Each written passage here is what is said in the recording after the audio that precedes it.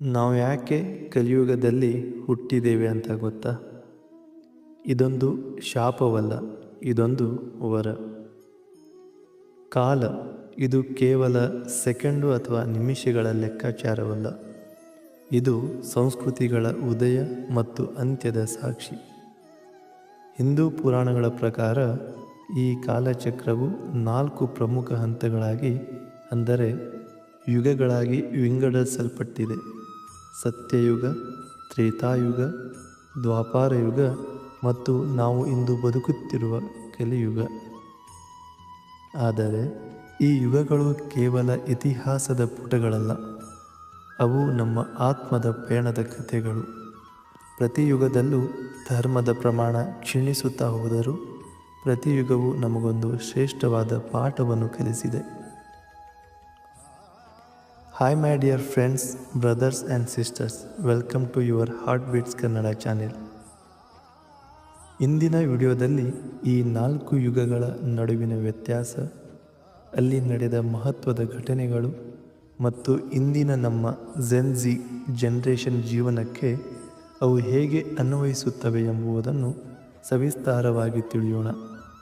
Video ಕೊನೆಯವರೆಗೂ ನೋಡಿ, ಯಾಕೆಂದರೆ ಕಲಿಯುಗದ ಬಗ್ಗೆ ಒಂದು ಶಾಕಿಂಗ್ ಸತ್ಯ ಕಾಯುತ್ತಿದೆ. ಭಾಗ 1, ಸತ್ಯಯುಗ.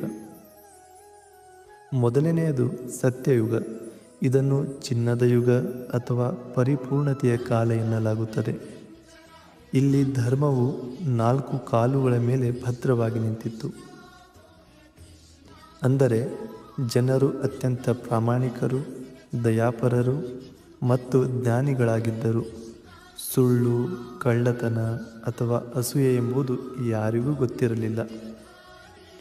ಸತ್ಯಯುಗದಲ್ಲಿ ಎಲ್ಲವೂ ಪರಿಪೂರ್ಣವಾಗಿತ್ತು. ಅಲ್ಲಿ ಸತ್ಯವೇ ಪರಮೋಚ್ಚವಾಗಿತ್ತು. ಇಲ್ಲಿ ಸಾಧನೆಯ ಮಾರ್ಗ ಧ್ಯಾನವಾಗಿತ್ತು. ಬಾಹ್ಯ ಪ್ರಪಂಚಕ್ಕಿಂತ ಅಂತರಂಗದ ಶಾಂತಿಯೇ ಇಲ್ಲಿನ ಶಕ್ತಿಯಾಗಿತ್ತು. ಈ ಯುಗದಲ್ಲಿ ದೇವತೆಗಳು ಮತ್ತು ದಾನವರು ಬೇರೆ ಬೇರೆ ಲೋಕಗಳಲ್ಲಿ ವಾಸಿಸುತ್ತಿದ್ದರು. ಭಗವಾನ ವಿಷ್ಣುವು ವೇದಗಳನ್ನು ರಕ್ಷಿಸಲು ಮತ್ಸ್ಯ ಮತ್ತು ಕೂರ್ಮ ಅವತಾರಗಳನ್ನು ಎತ್ತಿದನು.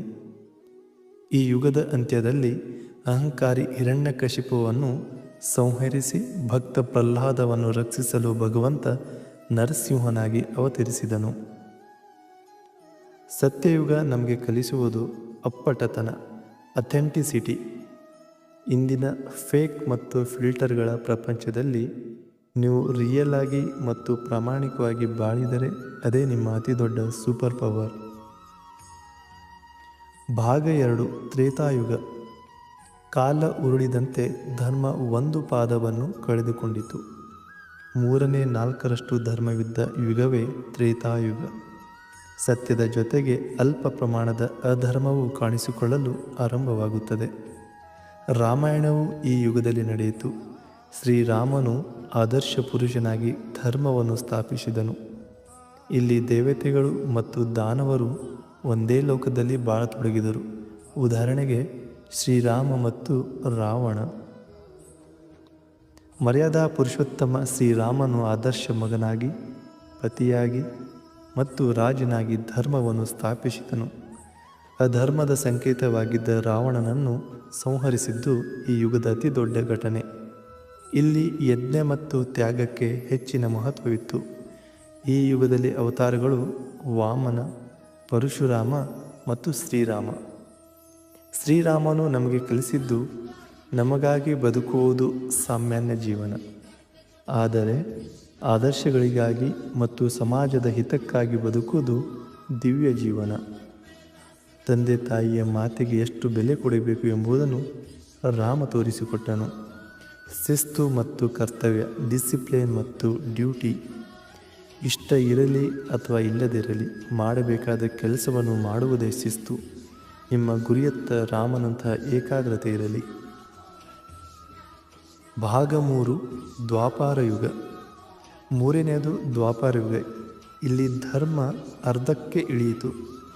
ಅರ್ಧ ಧರ್ಮ, ಅರ್ಧ ಅಧರ್ಮ. ಈ ಯುಗದಲ್ಲಿ ಧರ್ಮವು ಕೇವಲ 2 ಪಾದಗಳ ಮೇಲೆ ನಿಂತಿರುತ್ತದೆ. ಭಕ್ತಿಗಿಂತ ಹೆಚ್ಚಾಗಿ ಶಾಸ್ತ್ರಗಳು ಮತ್ತು ವಿಧಿವಿಧಾನಗಳಿಗೆ ಒತ್ತು ನೀಡಲಾಗುತ್ತದೆ.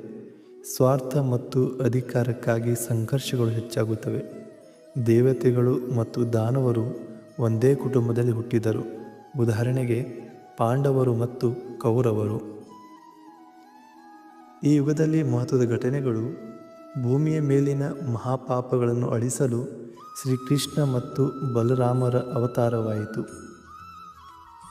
ಸ್ವಾರ್ಥ ಮತ್ತು ಅಧಿಕಾರಕ್ಕಾಗಿ ನಡೆದ ಮಹಾಭಾರತ ಯುದ್ಧವು ಈ ಕಾಲದ ಪ್ರಮುಖ ಘಟನೆ. ಯುದ್ಧ ಭೂಮಿಯಲ್ಲಿ ಕೃಷ್ಣನು ಅರ್ಜುನನಿಗೆ ಬೋಧಿಸಿದ ಭಗವದ್ಗೀತೆ ಇಂದಿಗೂ ಜಗತ್ತಿನ ಶ್ರೇಷ್ಠ ಜೀವನ ತತ್ವವಾಗಿದೆ.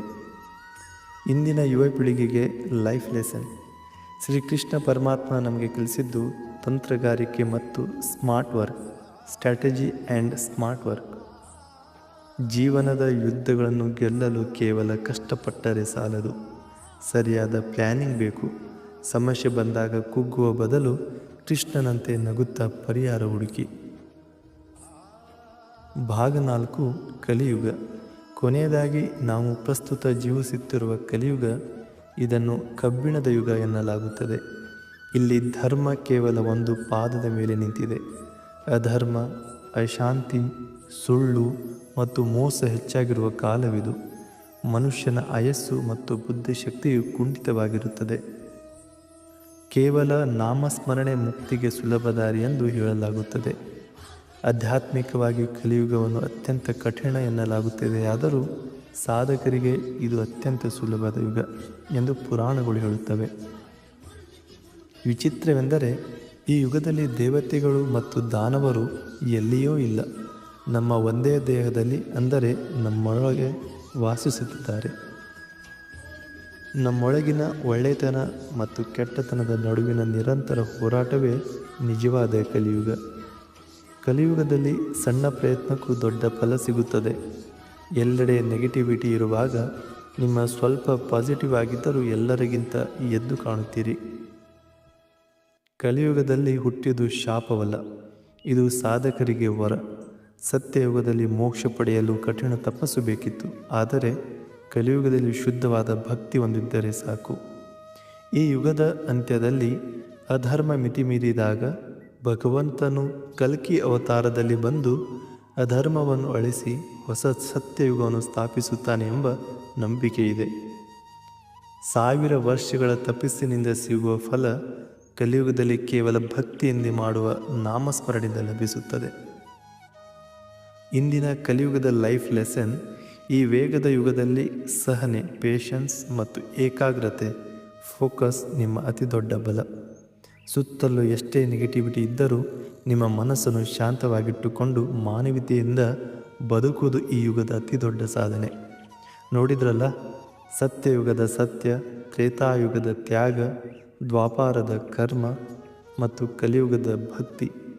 ಪ್ರತಿಯೊಂದು ನಮ್ಮ ಜೀವನಕ್ಕೆ ಅವಶ್ಯಕ. ಮನುಷ್ಯನ ಮನಸ್ಸೇ ಒಂದು ಕುರುಕ್ಷೇತ್ರ. ಯುದ್ಧಗಳು ಹೊರಗೆ ನಡೆಯುವ ಮೊದಲು ನಮ್ಮ ಮನಸ್ಸಿನೊಳಗೆ ನಡೆಯುತ್ತವೆ. ಯುಗಗಳು ಬದಲಾಗಬಹುದು, ಕಾಲಚಕ್ರ ಉರುಳಬಹುದು, ಆದರೆ ಸತ್ಯ, ಪ್ರೀತಿ ಮತ್ತು ಧರ್ಮ ಎಂದಿಗೂ ಸನಾತನ. ಯುಗಗಳು ಹೊರಗೆ ಬದಲಾಗುತ್ತಿಲ್ಲ, ನಮ್ಮ ಮನಸ್ಸಿನ ಸ್ಥಿತಿಯೇ ಯುಗಗಳು.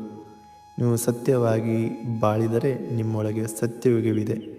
ನೀವು ದ್ವೇಷಿಸಿದರೆ ನಿಮ್ಮೊಳಗೆ ಕಲಿಯುಗವಿದೆ. ಬದಲಾವಣೆ ಜಗದ ನಿಯಮ. ಕಾಲ ಎಷ್ಟೇ ಬದಲಾದರೂ ನಮ್ಮ ಒಳಗಿನ ನೈತಿಕ ದಿಕ್ಸೂಚಿ ಸರಿಯಾಗಿದ್ದರೆ ನಾವು ಯಾವ ಯುಗದಲ್ಲಿದ್ದರೂ ಶಾಂತಿಯಿಂದ ಇರಬಹುದು. ಪರಿಸ್ಥಿತಿಗೆ ತಕ್ಕಂತೆ ನಮ್ಮನ್ನು ನಾವು ಉತ್ತಮವಾಗಿ ಬದಲಿಸಿಕೊಳ್ಳುವುದೇ ಜೀವನದ ರಹಸ್ಯ. ನೀವು ಈಗ ನಿಮ್ಮ ಜೀವನದ ಯಾವ ಯುಗದ ಮೌಲ್ಯವನ್ನು ಅಳವಡಿಸಿಕೊಳ್ಳಲು ಇಷ್ಟಪಡುತ್ತೀರಿ? ಕಮೆಂಟ್ ಮಾಡಿ ತಿಳಿಸಿ. ಈ ಮಾಹಿತಿ ನಿಮಗೆ ಇಷ್ಟವಾಗಿದ್ದರೆ ವಿಡಿಯೋವನ್ನು ಲೈಕ್ ಮಾಡಿ, ಶೇರ್ ಮಾಡಿ ಮತ್ತು ಇಂಥದೇ ರೋಚಕ ವಿಷಯಗಳಿಗಾಗಿ ನಮ್ಮ ಚಾನಲ್ಗೆ ಸಬ್ಸ್ಕ್ರೈಬ್ ಮಾಡಿ. ಜೈ ಶ್ರೀರಾಮ್, ಜೈ Shri Krishna. Thank you to all.